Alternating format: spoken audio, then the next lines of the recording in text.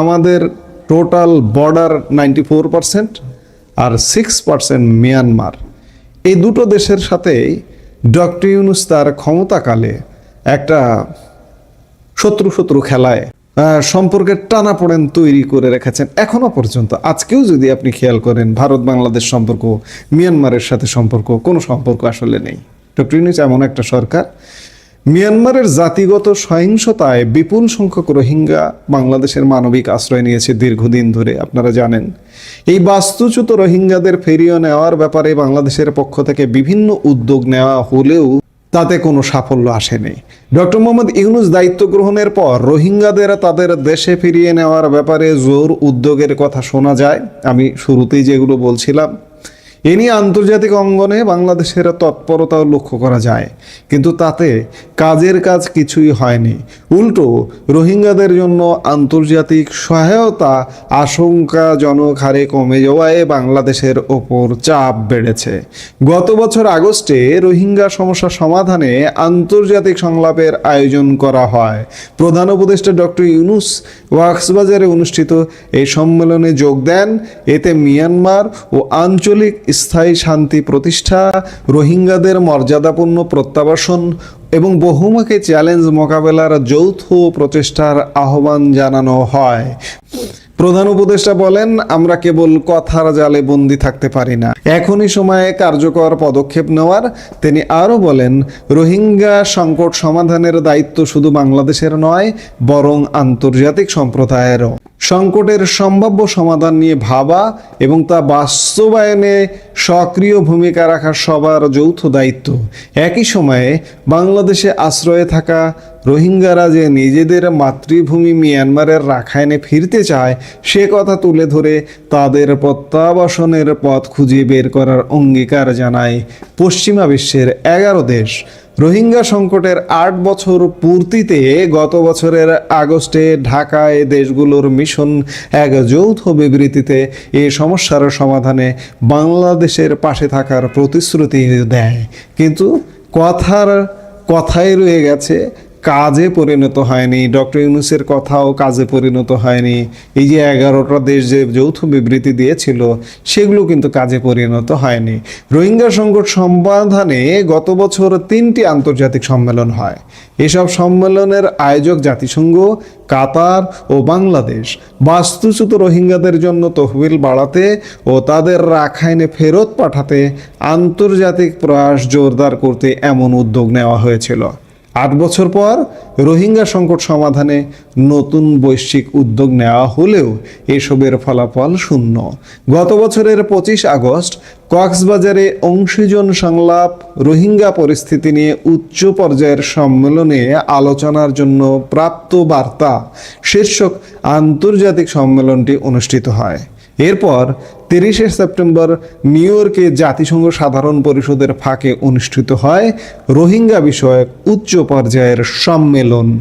আর কাতারের দোহায় 6 ডিসেম্বর অনুষ্ঠিত হয় রোহিঙ্গা বিষয়ক আন্তর্জাতিক সম্মেলন। কিন্তু এসব সম্মেলনে শুধু আশ্বাস আর প্রতিশ্রুতি ছাড়া আর কিছুই হয়নি। রোহিঙ্গারা এখন বাংলাদেশের নিরাপত্তার জন্য হুমকি হয়ে দাঁড়িয়েছে।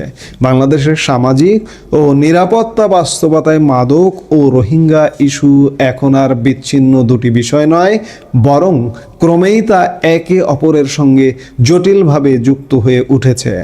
মাদক চোরাচালান, সীমান্ত নিরাপত্তা, মানবিক সংকট ও আঞ্চলিক ভূ রাজনীতির সংযোগস্থলে দাঁড়িয়ে এ দুটি ইস্যু দেশের জন্য বহুমাত্রিক চ্যালেঞ্জ তৈরি করছে। বিষয়টি কেবল আইন শৃঙ্খলা রক্ষার মধ্যে সীমাবদ্ধ নয়, বরং এটি রাষ্ট্রের সার্বভৌমত্ব, সামাজিক স্থিতিশীলতা এবং ভবিষ্যৎ প্রজন্মের নিরাপত্তার সঙ্গে সরাসরি সম্পর্কিত হয়ে দাঁড়িয়েছে। বাংলাদেশে মাদকের বিস্তার নতুন কোনো ঘটনা নয়, তবে সাম্প্রতিক বছরগুলোতে এর ধরন ও বিস্তৃতি আরও ভয়াবহ রূপ নিয়েছে। ইয়াবা, হেরোইন, আইস ও সিনথেটিক ড্রাগের সহজলভ্যতা সমাজের সর্বস্তরে নীরব ধ্বংস ডেকে আনছে। বিশেষ করে তরুণ ও কিশোর সমাজ মাদকের সবচেয়ে বড় ভুক্তভোগী। সীমান্তবর্তী অঞ্চলগুলো দীর্ঘদিন ধরেই মাদক পাচারের ঝুঁকিতে রয়েছে, আর কক্সবাজার টেকনাফ এলাকা এই সংকটের কেন্দ্রবিন্দুতে পরিণত হয়েছে। এখানেই রোহিঙ্গা সংকটের সঙ্গে মাদকের যোগসূত্র স্পষ্ট হয়ে ওঠে।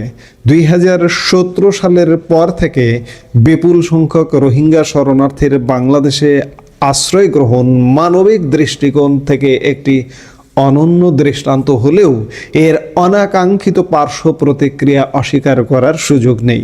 শরণার্থী শিবিরগুলোর আশেপাশে অপরাধমূলক তৎপরতা, অবৈধ অস্ত্র ও মাদক বাণিজ্যের বিস্তারের অভিযোগ দীর্ঘদিন ধরেই উঠে আসছে।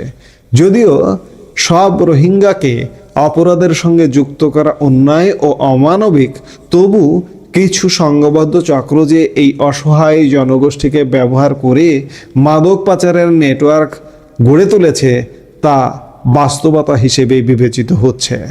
মাদক কারবারিরা রোহিঙ্গা সংকটকে একটি সফট স্পট হিসেবে দেখছে। সীমান্তের জটিল ভূপ্রকৃতি, সমুদ্রপথ, নাপ নদ এবং জনবহুল শরণার্থী শিবির সব মিলিয়ে এটি চোরাচালানের জন্য তুলনামূলক সহজ পথ তৈরি করেছে। দরিদ্রতা, কর্মসংস্থানের অভাব এবং দীর্ঘমেয়াদী অনিশ্চয়তা রোহিঙ্গা যুবকদের একটি অংশকে অপরাধমূলক কর্মকাণ্ডে জড়িয়ে পড়ার ঝুঁকির দিকে ঠেলে দিচ্ছে। এখানে দায় কেবল শরণার্থীদের নয়, বরং দায় আন্তর্জাতিক সম্প্রদায়ের, যারা টেকসই সমাধান দিতে ব্যর্থ হয়েছে। সাম্প্রতিক সময়ে এই সংকট আরও প্রকট আকার ধারণ করেছে মিয়ানমারের জাতিগত সহিংসতার কারণে। সাম্প্রতিক সময়ে আরাকান আর্মি ও রোহিঙ্গা সশস্ত্র গোষ্ঠীগুলোর মধ্যে মিয়ানমারের অভ্যন্তরে তীব্র সংঘাত শুরু হয়েছে, যার প্রভাব সরাসরি পড়ছে বাংলাদেশ সীমান্তে। বিশেষ করে বান্দরবান ও কক্সবাজার এই দুই জেলার সীমান্তবর্তী উপজেলা নাইক্ষ্যংছড়ি, আলীকদম, থানচি, রুমা এবং উখিয়ায় পরিস্থিতি ভয়াবহ রূপ নিয়েছে। অন্যদিকে চট্টগ্রামের কক্সবাজারে নাফ নদ বাংলাদেশ ও মিয়ানমারের মধ্যকার প্রাকৃতিক সীমান্ত বা সীমারেখা হিসেবেই পরিচিত। এই নদের পানিতে জড়িয়ে আছে সীমান্তের রাজনীতি, অনিশ্চয়তা আর বেঁচে থাকার লড়াই। এ নদ একদিকে অনেক বাংলাদেশের জীবিকার উৎস, অন্যদিকে ভয় আর বিপর্যয়ের প্রতীক হয়ে উঠেছে।